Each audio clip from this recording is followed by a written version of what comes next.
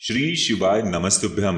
दोस्तों, आप सभी जानते हैं कि इस सावन और अधिक मास के मिलन वाली ये अष्टमी की तिथि इस बार मंगलवार के दिन पड़ रही है। और पूज्य गुरु जी ने कहा है कि जब भी मंगलवार के दिन अष्टमी की तिथि पड़े तो आपको शिवलिंग के ऊपर सिर्फ एक धतूरे का ये विशेष उपाय जरूर करना चाहिए। अगर आपकी कोई भी ऐसी मनोकामना है जो बहुत दिनों से या फिर बहुत महीनों से या फिर कई सालों से परिपूर्ण नहीं हो पा रही है, आप कई प्रयास कर चुके हैं, कई उपाय कर चुके हैं, कई व्रत कर लिए हैं, या फिर यहां तक आपने पशुपति व्रत भी कर लिया है, लेकिन फिर भी आपकी मनोकामना परिपूर्ण नहीं हो पा रही है, चाहे वो आपकी नौकरी से संबंधित हो या फिर आपके व्यापार से संबंधित हो या फिर धन धान्य से संबंधित हो और या फिर विवाह से संबंधित हो या फिर आपके मकान से जमीन जायदाद से संबंधित हो, तो गुरु जी ने कहा कि आपकी हर प्रकार की मनोकामना सिर्फ इस एक उपाय से बहुत ही जल्द परिपूर्ण हो जाएगी।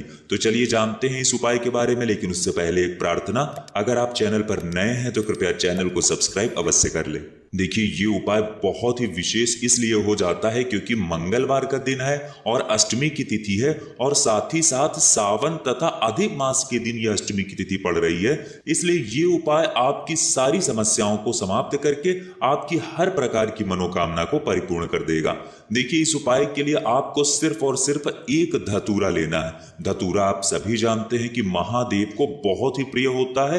पूज्य गुरु जी ने कहा कि ये उपाय आपको सिर्फ मंगलवार के दिन करना है, और मंगलवार के दिन शाम को प्रदोष काल के समय में ही आपको ये उपाय करना है।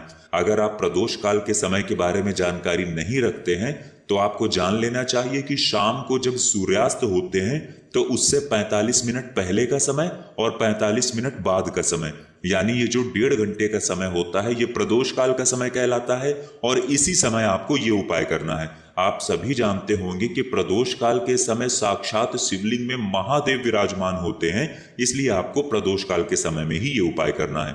देखिए, अब सबसे पहले आप एक काम करेंगे, आप अपने घर में ही धतूरे को फोड़ लेंगे।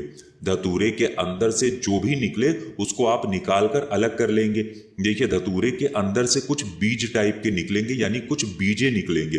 वो बीजे हरे रंग के भी हो सकते हैं और कुछ भूरे रंग के भी हो सकते हैं। देखिए, अगर ग्रीन कलर के हों या फिर ब्राउन कलर के हों, जिस भी कलर के हों, तो आपको कंफ्यूज होने की जरूरत नहीं है।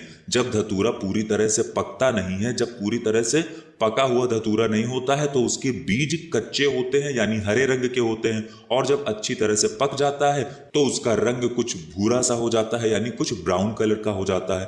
तो आपको कंफ्यूज नहीं होना है, आपको सिर्फ ये धतूरा का फल फोड़ लेना है और इसके अंदर के बीज निकालकर आपको पहुंच जाना है प्रदोष काल के समय शिवलिंग के सामने, और साथ ही साथ आपको 1 लोटा जल भी लेकर जाना है। अब देखिए, सबसे पहले आप जो धतूरे के बीज लेकर गए हैं उनको अपने दाहिने हाथ में रखकर शिवलिंग के ऊपर समर्पित कर दीजिए, और समर्पित करते हुए आपकी जो भी विशेष प्रकार की मनोकामना है जो बहुत दिनों से परिपूर्ण नहीं हो पा रही है, उसको महादेव से परिपूर्ण करने के लिए आप प्रार्थना कर लेंगे। और फिर उसके बाद आप जो 1 लोटा जल लेकर आए हैं उस जल को धीरे धीरे शिवलिंग के ऊपर समर्पित करते जाएंगे।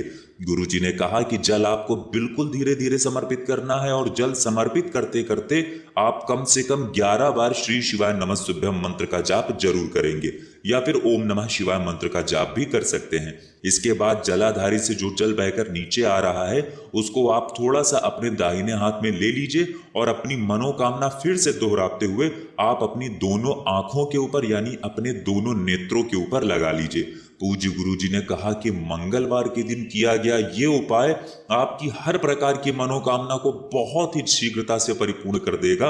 और इस बार तो ये मंगलवार अधिक मास और सावन मास के मिलन में पड़ रहा है, इसलिए आपकी हर प्रकार की मनोकामना बहुत ही जल्द परिपूर्ण होगी।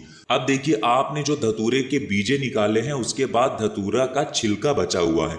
इस छिलके को आप किसी भी वृक्ष के नीचे या फिर किसी भी नदी में इसे प्रवाहित कर सकते हैं। इस छिलके को आप इधर उधर कहीं भी नहीं फेंकेंगे, किसी वृक्ष में या किसी नदी में प्रवाहित कर देंगे। तो दोस्तों, ये था पूज्य गुरु जी द्वारा बताया गया एक बहुत ही खास उपाय। अगर आपको जानकारी अच्छी लगी हो तो वीडियो लाइक करिएगा। मिलते हैं फिर एक नए वीडियो के साथ। श्री शिवाय नमस्तुभ्यम।